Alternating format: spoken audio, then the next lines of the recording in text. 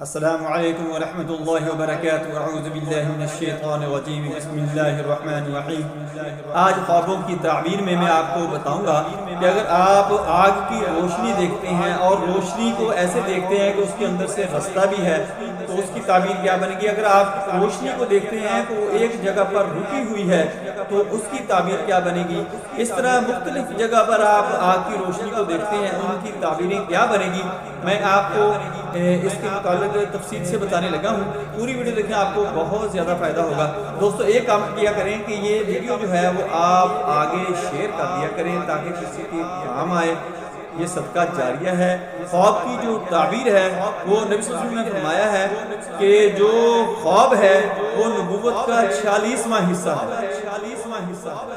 خواب جو ہیں وہ حقائق سے تعلق رکھتے ہیں۔ خواب ہمارے مستقبل کے